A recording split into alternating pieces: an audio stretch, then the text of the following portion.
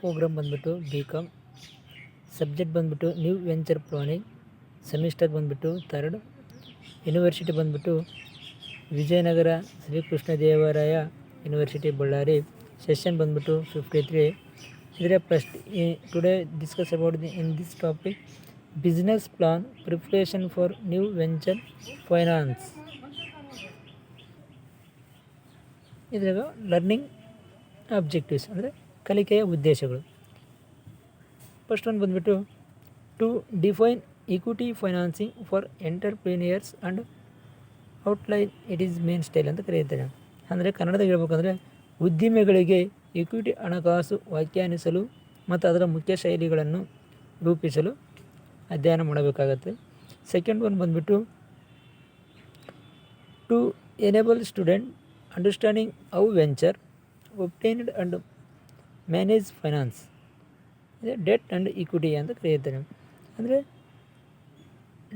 Debentures and equity ಷೇರುಗಳ ಬಗ್ಗೆ ಅಧ್ಯಯನ ಮಾಡಬೇಕಾಗುತ್ತದೆ. ಅಂದರೆ ಕನ್ನಡದ ಉದ್ಯಮಗಳು ಹೇಗೆ ಎಂಬುದನ್ನು ಅರ್ಥ ಮಾಡಿಕೊಳ್ಳಲು ವಿದ್ಯಾರ್ಥಿಗಳಿಗೆ ಅನುವು ಮಾಡಿಕೊಡುವುದು. ಅಂದರೆ ಹಣಕಾಸು ಪಡೆಯುತ್ತಿರುವ ಆಧಾರದ ಮೇಲೆ ಅಂದರೆ ಈಕ್ವಿಟಿಯಲ್ಲಿ ಯಾವ ರೀತಿಯಾಗಿ ಹಣ ಇನ್ವೆಸ್ಟ್ಮೆಂಟ್ ಮಾಡೋದು, ಡೆಟ್ನಲ್ಲಿ ಮುಖಾಂತರ debt means it is the evidence of debt ಅಂತ ಕರೀತಾರೆ, ಇಟ್ ಈಸ್ ಎನ್ ಡಾಕ್ಯುಮೆಂಟ್ಸ್ ಅಂತ ಕರೀತಾರೆ. ಥರ್ಡ್ ಒನ್ ಬಂದುಬಿಟ್ಟು to list and described the form of financing appropriate for the different phases of business development ಅಂತ ಕರೆಯುತ್ತಾರೆ.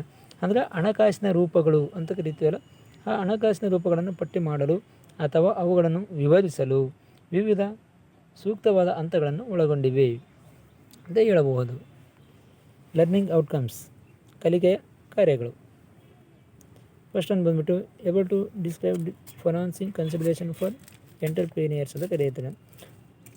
ಹಣಕಾಸು ಪರಿಗಣನೆಗಳನ್ನು ವಿವರಿಸಲು ಸಾಧ್ಯವಾಗುತ್ತದೆ ಇದು ಉದ್ದಿಮೆಗಳು ತಿಳಿಸಿಕೊಡುತ್ತಾರೆ, ಅದೊಂದು ಕಾರ್ಯವಾಗಿರುತ್ತದೆ. ಅಂಡರ್ಸ್ಟ್ಯಾಂಡಿಂಗ್ ದಿ ಅಡ್ವಾಂಟೇಜಸ್ ಆ್ಯಂಡ್ ಅಂದರೆ ಅನುಕೂಲಗಳನ್ನು ಅರ್ಥ ಮಾಡಿಕೊಳ್ಳುವುದು ಹೇಗೆ ಅಂತ ಹೇಳಿದ್ದಾರೆ, ಅನುಕೂಲ ಹೇಗೆ ಆಗ್ತದೆ. ಥರ್ಡ್ ಒನ್ ಬಂದುಬಿಟ್ಟು you understood how venture capitalist get compensated for their efforts ಅಂತ ಕರೆಯುತ್ತಾರೆ. ಅಂದರೆ ಸಾಹಸೋದ್ಯಮ ಬಂಡವಾಳಶಾಹಿಗಳು ಹೇಗೆ ಪಡೆಯುತ್ತಾರೆ ಎಂಬುದನ್ನು, ಅಂದರೆ ಹಣಕಾಸು ಹೇಗೆ ಪಡೆಯುತ್ತಾರೆ ಎಂಬುದನ್ನು ಅರ್ಥ ಮಾಡಿಕೊಂಡಿದ್ದೇವೆ, ಅದರ ಪ್ರಯತ್ನಗಳ ಸರಿದೂಗಿಸಲು ಉಪಯೋಗಿಸುತ್ತಾರೆ. ಫೋರ್ತ್ ಒನ್ ಬಂದುಬಿಟ್ಟು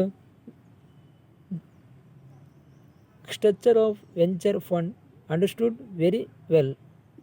ಅಂದರೆ ಸಾಹಸೋದ್ಯಮ ನಿಧಿಗಳ ರಚನೆ ಚೆನ್ನಾಗಿ ಅರ್ಥವಾಯಿತು ಅಂತ ಹೇಳ್ತಾರೆ. Learn method of tabulation of lending strategies of bank ಅಂತ ಕರೆಯುತ್ತಾರೆ.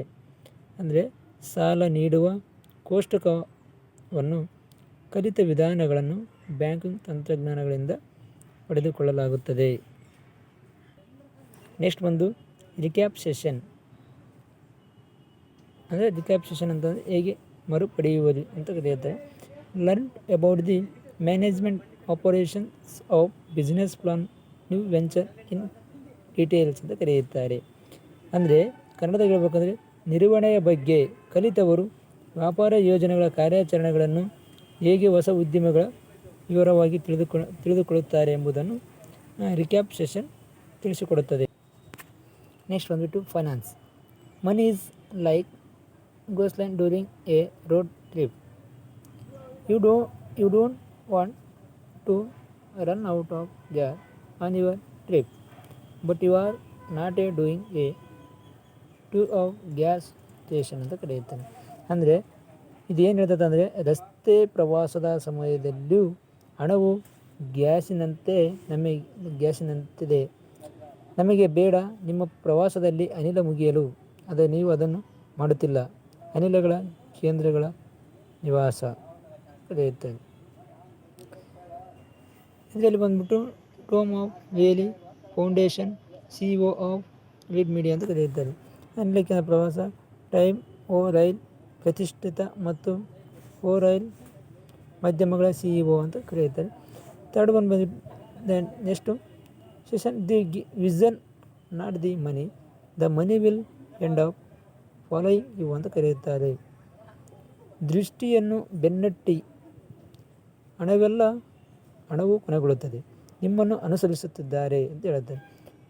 ಫಸ್ಟ್ ಬಂದು ಟೋನಿ ಹಿನ್ಸ್, ಆಮೇಲೆ ಚೀಫ್ CEO ಅಂತ ಕರೆಯುತ್ತಾರೆ, ಅಂದರೆ ಟೋನಿ ಹ್ಯೂಸನ್ CEO ಅಂತ ಕರೆಯುತ್ತಾರೆ.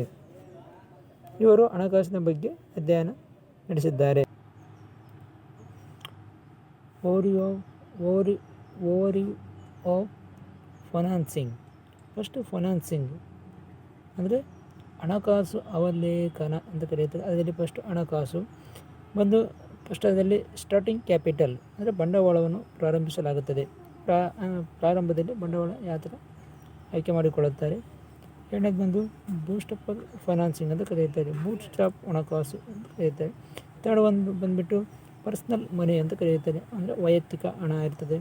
ಆಮೇಲೆ ಲವ್ ಮನಿ ಅಂದರೆ ಹಣವನ್ನು ಪ್ರೀತಿಸುವುದು. ನೆಕ್ಸ್ಟ್ ಬಂದ್ಬಿಟ್ಟು grant and start prize money ಅಂದರೆ ಅನುದಾನ ಮತ್ತು ಪ್ರಾರಂಭ ಅಂತ ಕರೆಯುತ್ತಾರೆ. ಇದರಲ್ಲಿ ಡೆಟ್ ಫೈನಾನ್ಸಿಂಗ್ ಅಂದರೆ ಪ್ರಶಸ್ತಿ ಹಣ. ಅಡ್ವಾಂಟೇಜಸ್ ಆ್ಯಂಡ್ ಡೆಟ್ ಫೈನಾನ್ಸಿಂಗ್ ಅಂದರೆ ಸಾಲ ಹಣಕಾಸಿನ ಪ್ರಯೋಜನಗಳು ಅಂತ ಕರೆಯುತ್ತಾರೆ. ಡಿಸ್ಅಡ್ವಾಂಟೇಜಸ್ ಆಫ್ ಡೆಟ್ ಫೈನಾನ್ಸಿಂಗ್ ಸಾಲ ಹಣಕಾಸಿನ ಅನಾನುಕೂಲಗಳು ಎಂದು. ನೆಕ್ಸ್ಟ್ ಬಂದುಬಿಟ್ಟು ಇಕ್ವಿಟಿ ಫೈನಾನ್ಸ್ ಅಂದರೆ ಇಕ್ವಿಟಿ ಫೈನಾನ್ಸಿಂಗ್ ಒಳಗೊಂಡಿರುತ್ತದೆ. ಇದರಲ್ಲಿ ಬಂದುಬಿಟ್ಟು ಫಸ್ಟು ಪಬ್ಲಿಕ್ ಆಫರಿಂಗ್ ಅಂದರೆ ಸಾರ್ವಜನಿಕ ಕೊಡುಗೆ ಅಂತ ಹೇಳ್ಬೋದು. ಆಮೇಲೆ private offering or private placement ಅಂದರೆ ಖಾಸಗಿ ಕೊಡುಗೆ ಅಥವಾ ಖಾಸಗಿ ನಿಯೋಜನ ಅಂತ ಹೇಳ್ಬೋದು.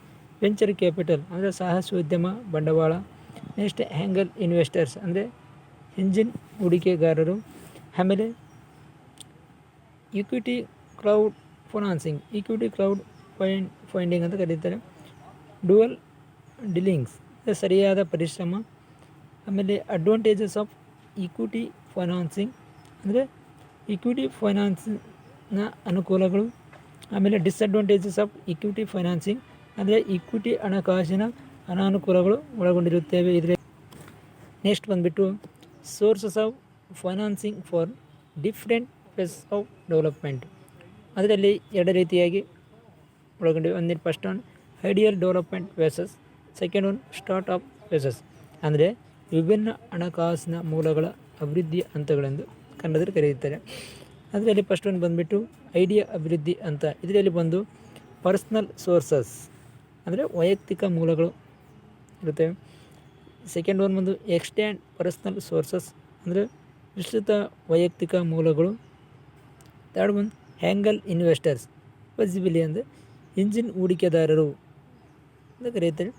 ನಾಲ್ಕನೇದು ಬಂದು ಸ್ಟ್ರಾಟಜಿಕ್ ಪಾರ್ಟ್ನರ್ಸ್ ಅಂದರೆ ತಂತ್ರದ ಪಾಲುದಾರರು ಒಳಗೊಂಡಿರುತ್ತಾರೆ. ಈ ಸೆಕೆಂಡ್ ಒನ್ ಬಂದುಬಿಟ್ಟು ಸ್ಟಾರ್ಟಪ್ ಫೇಸಸ್ ಅಂದರೆ ಆ್ಯಂಗಲ್ ಇನ್ವೆಸ್ಟರ್ಸ್ ಅಂದರೆ ಪ್ರಾರಂಭದ ಹಂತ ಅಂತ ಹೇಳ್ತೇವೆ. ಆದರೆ ಎಂಜಲ್ ಹೂಡಿಕೆಗಾರರು ಒಳಗೊಂಡಿರ್ತೀವಿ. ಸ್ಟ್ರಾಟಜಿಕ್ ಪಾರ್ಟ್ನರ್ಸ್ ಅಂದರೆ ಕಾರ್ಯತಂತ್ರದ ಪಾಲುದಾರರು ಇದರಲ್ಲಿ ಸಹ ಒಳಗೊಂಡಿರ್ತಾರೆ. ಕಸ್ಟಮರ್ಸ್ ಅಂದರೆ ಗ್ರಾಹಕರು. ಆಮೇಲೆ ವೆಂಚರ್ ಕ್ಯಾಪಿಟಲಿಸ್ಟಿಕ್ ಅಂದರೆ ಸಾಹಸೋದ್ಯಮ ಬಂಡವಾಳಶಾಹಿಗಳು. ಆಮೇಲೆ ಅಸೆಟ್ಸ್ ಬೇಸ್ಡ್ ಲೆಂಡರ್ಸ್ ಅಂದರೆ ಆಸ್ತಿ ಆಧಾರಿತ ಸಾಲಗಾರರು. ಆಮೇಲೆ ಇಕ್ವಿಪ್ಮೆಂಟ್ ಲೀಸಿಂಗ್ ಕಂಪನೀಸ್ ಅಂದರೆ ಸಲಕರಣೆಗಳ ಗುತ್ತಿಗೆ ಕಂಪನಿಗಳು. ಆಮೇಲೆ ಸಪ್ಲೈಯರ್ಸ್ ಅಂದರೆ ಪೂರೈಕೆದಾರರು. ಅಂದರೆ there are 2 types of source of financing ಅಂತ ಕರೀತೀವಿ. ಅದೇ ಬಂದು ಫಸ್ಟ್ ಐಡಿಯಲ್ ಡೆವಲಪ್ಮೆಂಟ್ ಬೇಸಸ್ಸಲ್ಲಿ ಅಂದರೆ ಪರ್ಸ್ನಲ್ ಇರ್ತಾರೆ, ಎಕ್ಸ್ಟ್ಯಾಂಡೆಡ್ ಬೇಸಸ್ಸನ್ನು, ಆ್ಯಂಗಲ್, ಸ್ಟ್ರಾಟಜಿಕ್ ಪಾರ್ಟ್ನರ್ಸ್ ಎಲ್ಲ. ಅದೇ ಸ್ಟಾರ್ಟಪ್ ಅಂದರೆ ಅದರಲ್ಲಿ ಗ್ರಾಹಕರು ಇರ್ಬೋದು, ಆಸ್ತಿ ಆಧಾರಿತ ಸಾಲಗಾರರು, ಸಲಕರಣೆ ಗುತ್ತಿಗೆ ಆಧಾರದ ಮೇಲೆ, ಹೌದಾ, ಸಾಹಸೋದ್ಯಮ ಬಂಡವಾಳ, ಕಾರ್ಯತಂತ್ರದ ಪಾಲುದಾರರು ಒಳಗೊಂಡಿರುತ್ತಾರೆ. ನೆಕ್ಸ್ಟ್ ಬಂದುಬಿಟ್ಟು ಅರ್ಲಿಯರ್ ಆಪರೇಷನ್ ಅಂದರೆ ಆರಂಭಿಕ ಕಾರ್ಯಾಚರಣೆಗಳು ಅಂತ ಕರೆಯುತ್ತಾರೆ. Third one. ಇದರಲ್ಲಿ ಫಸ್ಟ್ ಒನ್ ಬಂದು ವೆಂಚರ್ ಕ್ಯಾಪಿಟಲಿಸ್ಟಿಕ್ ಅಂದರೆ ಸಾಹಸೋದ್ಯಮ ಬಂಡವಾಳಶಾಹಿಗಳು. ಅಸೆಟ್ಸ್ ಬೇಸ್ಡ್ ಲೆಂಡರ್ಸ್ ಆಸ್ತಿ ಆಧಾರಿತ ಸಾಲಗಾರರು, ಹೌದಾ. ಇಕ್ವಿಪ್ಮೆಂಟ್ ಲೀಸಿಂಗ್ ಕಂಪನೀಸ್ ಅಂದರೆ ಸಲಕರಣೆ ಗುತ್ತಿಗೆ ಕಂಪನಿಗಳು ಇರುತ್ತವೆ. ಸಪ್ಲೈಯರ್ಸ್ ಅಂದರೆ ಪೂರೈಕೆದಾರರು ಒಳಗೊಂಡಿರುತ್ತಾರೆ. ಆಮೇಲೆ ಸ್ಮಾಲ್ ಬಿಸ್ನೆಸ್ ಇನ್ವೆಸ್ಟ್ಮೆಂಟ್ ಕಂಪನೀಸ್ ಸಣ್ಣ ವ್ಯಾಪಾರ ಹೂಡಿಕೆ ಕಂಪನಿಗಳು, ಹೌದಾ. ನೆಕ್ಸ್ಟ್ ಬಂದುಬಿಟ್ಟು ಟ್ರೇಡ್ ಕ್ರೆಡಿಟ್ ಅಂದರೆ ವ್ಯಾಪಾರ ಕ್ರೆಡಿಟ್ ಇರ್ಬೋದು. ಫ್ಯಾಕ್ಟ್ರಿಂಗ್ ಅಂದರೆ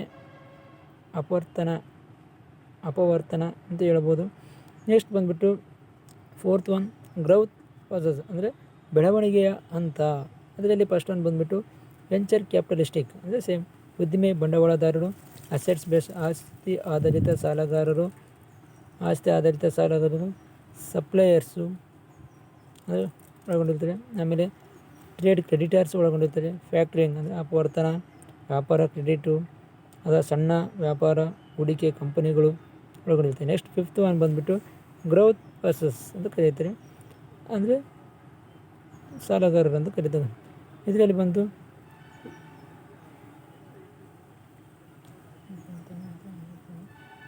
ವೆಂಚರ್ ಕ್ಯಾಪಿಟಲಿಸ್ಟಿಕ್ ನಿರ್ಗಮನ ಅಥವಾ ಕೊಯ್ಯ ಅಂತ ಕರೆಯುತ್ತಾರೆ.